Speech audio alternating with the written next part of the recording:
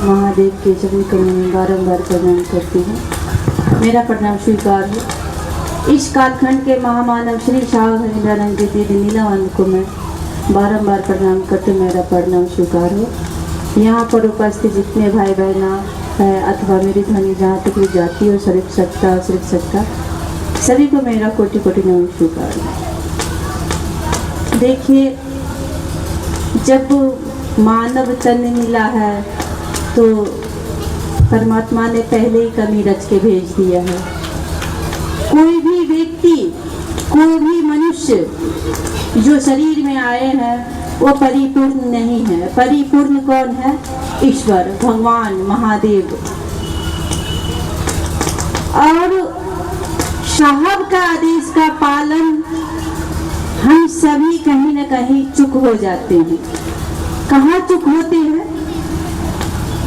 गुरु तो मान रखे हम शिव को, लेकिन चर्चा शिव की नहीं करते हैं।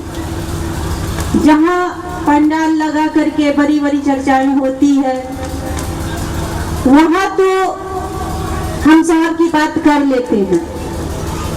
अब इसको वो मन से करते हैं या बेमन से करते हैं या दिखावा में करते हैं या अंदर की आत्मा से करते हैं, वो मुझे नहीं पता क्योंकि मैं भगवान नहीं हूँ। मैं अंदर की बात नहीं जानती हूँ किसी का।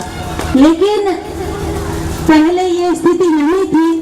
2-3 सालों से स्थिति पैदा हो गई है कि चर्चा तो शिव की नाम देते हैं कि शिव की चर्चा है, लेकिन वह शिव की चर्चा नहीं होती है, वहाँ किसी और अन्य गुरु की चर्चा होती है। तो हम ये नहीं कहते कि कोई अन्य गुरु खराब है, वो पावरफुल नहीं है, उनको नहीं मानना चाहिए। लेकिन जब उन गुरु को आप मानते हैं तो उन्हीं गुरु की चर्चा करनी चाहिए। अगर शिव की चर्चा का नाम देते हैं तो साहब दीदी समेत हम चर्चा शिव की करें तो ये तभी पावरफुल होगा। और उसमें और चीज जोड़िएगा तो वो मन भटकेगा कि नहीं हम ये करेंगे तो आएगा। फिर हमें किसी और गुरु बताते हैं, वो भी हम कर लेते हैं। फिर कहीं और स्थान पे गए कि कोई और गुरु कुछ बताते हैं तो हम वो भी कर लेते हैं। कारण यही है कि हम पावरफुल नहीं बन पाते हैं, हमारा मन भटकता रहता है, इसको करूं कि इसको करूं कि उसको करूं। जब एक जगह पैर टिका ही नहीं, जब आप जानते हैं कि शिव में ही सारी सृष्टि समाई है, चाहे ये लौकिक का कोई भी गुरु हो, उनका भी गुरु शिव है, वो सारी सृष्टि उनमें समाई है, फिर भी हम क्यों भटकते हैं? क्योंकि हम में कमी है। हम चाहते हैं लौकिक सुख कितना अर्जित कर लूं, एक मकान हो गया तो दूसरा हो जाए, कहीं उनके कहने से हो जाए, कहीं उनके कहने से हो जाए, और 2 हो गया तो तीसरा भी हो जाए। यही लालच हम जीवन में मनुष्य को आगे नहीं बढ़ने देता है। कभी कभी जो मिला भी रहता है वो भी छिन जाता है, ये लालच। तो इसलिए हमें 3 नियम साहब ने दिया। 3 नियम हम करते हैं, 4 नियम हम करते हैं, 5 नियम हम करते हैं, जो भी मन में आता कर लेते हैं।